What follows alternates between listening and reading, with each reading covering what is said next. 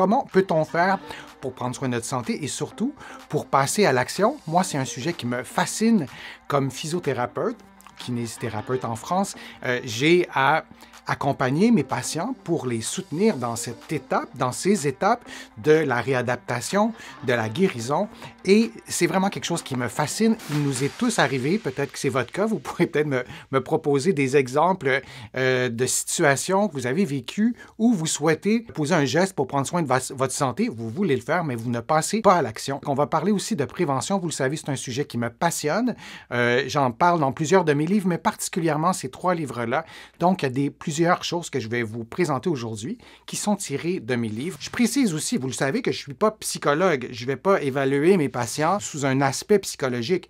Par contre, quand on intervient dans un contexte de santé, on doit avoir quand même quelques notions pour pouvoir accompagner nos patients. Donc, vous avez d'un côté quelqu'un qui est à motiver. La motivation, c'est quelqu'un qui n'a pas de motivation. C'est pas quelqu'un qui est démotivé. C'est quelqu'un qui est relativement ou complètement indifférent face à une proposition d'intervention en santé.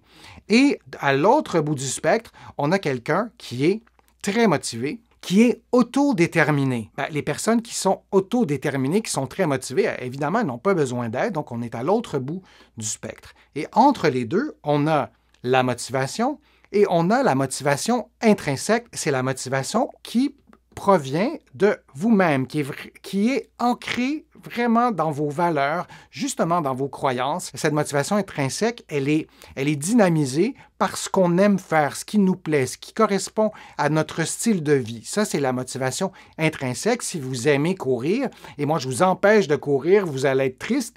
Donc, cette motivation intrinsèque, elle est très forte.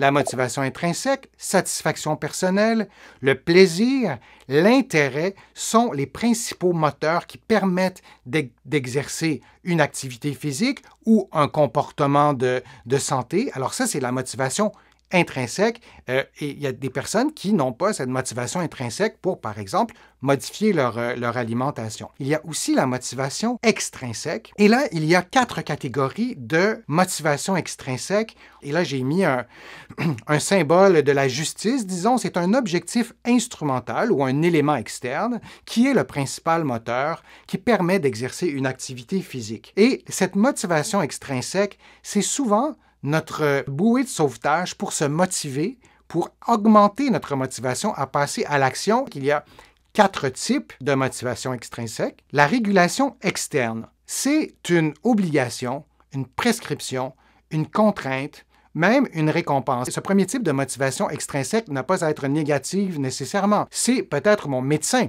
qui me dit si tu ne prends pas tes médicaments, tu vas mourir. Donc ça, c'est une motivation extrinsèque. Il y a la régulation introjectée, la culpabilité, la pression externe.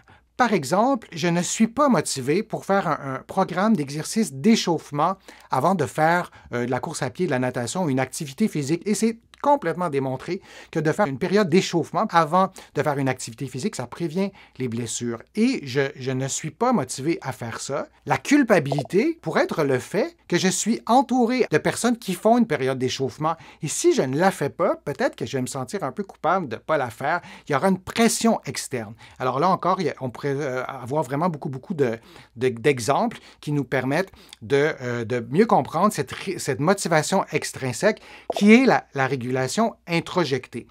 Troisième élément, la régulation identifiée. Et là, on est dans quelque chose de positif. Et plus on avance dans ces différents types de motivation extrinsèque, plus on s'approche de la motivation intrinsèque.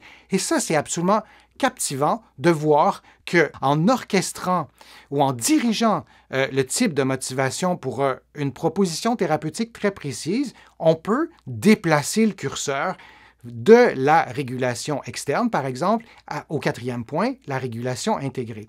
Donc, la régulation identifiée, c'est la valorisation ou le bienfait du comportement. Lorsqu'on fait de la prévention, on n'a pas d'effet immédiat par définition. Il n'y a pas de changement. On veut prévenir quelque chose. Donc, c'est intéressant de se rappeler, toujours dans la régulation identifiée, des bienfaits du comportement. Je reviens à mon exemple de période d'échauffement pour pouvoir prévenir les blessures, ben, je peux me rappeler ce que mon médecin, par exemple, me dit ou mon infirmière, à savoir que faire une période d'échauffement prévient les blessures. Je peux ne pas être d'accord jusqu'à un certain point. Je peux être contre l'idée, mais puisque tous mes coéquipiers font la période d'échauffement, et en me rappelant les bienfaits de cette période d'échauffement, alors j'arrive à la faire et à me motiver, mais c'est une motivation extrinsèque et c'est une régulation identifiée. Il y a aussi une quatrième forme de motivation extrinsèque, la régulation intégrée. Elle s'approche de la régulation identifiée à la différence qu'elle est encore plus près de vous parce qu'elle correspond, par exemple, à vos valeurs. Si je décide de prendre soin de mon alimentation et j'adore cuisiner, peut-être que je n'ai pas de motivation pour prendre soin de mon alimentation, mais j'adore cuisiner avec des amis, ça fait partie de mes valeurs. Je suis dans la régulation intégrée. Ce n'est pas une motivation intrinsèque parce que le principe même de prendre soin de mon alimentation, ça ne me motive pas, mais pour cuisiner avec des amis, oui, je suis beaucoup plus motivé pour le faire. C'est une motivation extrinsèque qui est donc aidante. Vous voyez les 4 types de motivation extrinsèque, c'est quelque chose qui peut vraiment vous aider à passer à l'action, qui peut vraiment vous aider aussi à vous motiver et à aider une autre personne à se motiver. Et je conviens que ce ne sont pas des termes nécessairement très invitants dans une discussion, dans un café, parler de régulation intégrée, mais vous comprenez l'idée et on peut vulgariser tout ça ou changer les termes et peut-être que ça sera plus convaincant, surtout pour une autre personne.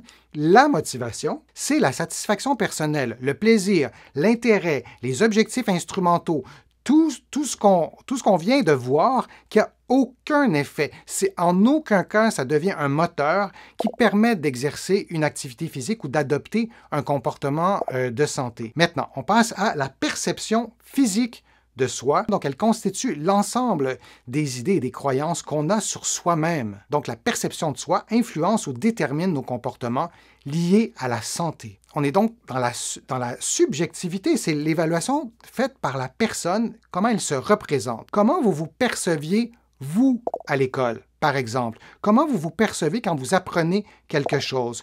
Il y a aussi la représentation de soi dans la société. Si vous êtes dans un groupe, même chose dans le contexte familial, c'est le 3e élément. 4e point, tout ce qui touche les émotions. Et 5e point, et c'est là où on s'en va, la représentation physique de soi.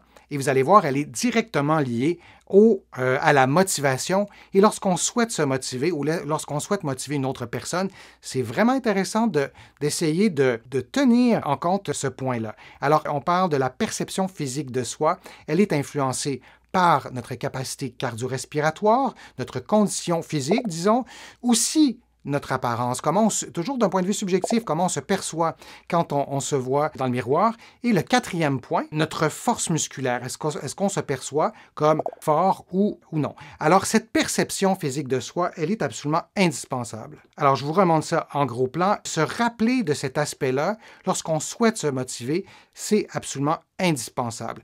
Il est démontré que la perception physique de soi est positivement associée à la pratique d'activités physiques, notamment, et elle est directement liée à la motivation. Cette perception physique de soi se développe de la petite enfance au début de l'âge adulte.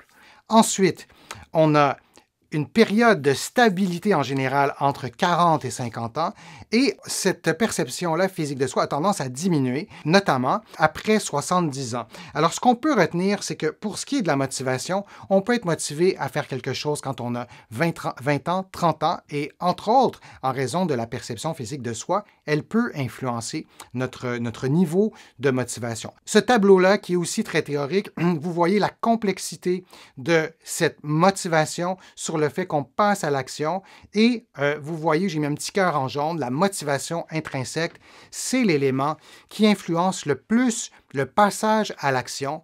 Lorsqu'on développe cette motivation et lorsqu'on déplace une motivation ou une absence de motivation vers tranquillement une motivation extrinsèque puis une motivation intrinsèque, c'est l'élément, parmi tous les facteurs qui influencent le passage à l'action, c'est vraiment l'élément qui va nous permettre de pouvoir passer à l'action.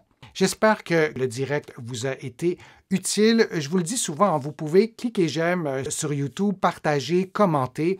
Ça favorise, en fait, ça me donne plus de visibilité et ça me permet aussi de vous produire de nouveaux contenus. Vous avez été vraiment nombreux à vous abonner à mon infolettre. Hein. Vous allez sur mon site denisfortier.ca.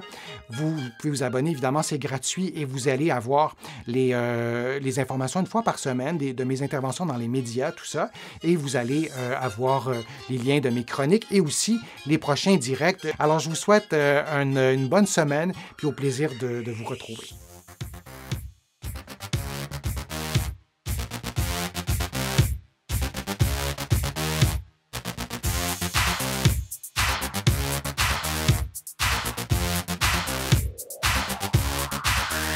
Shh.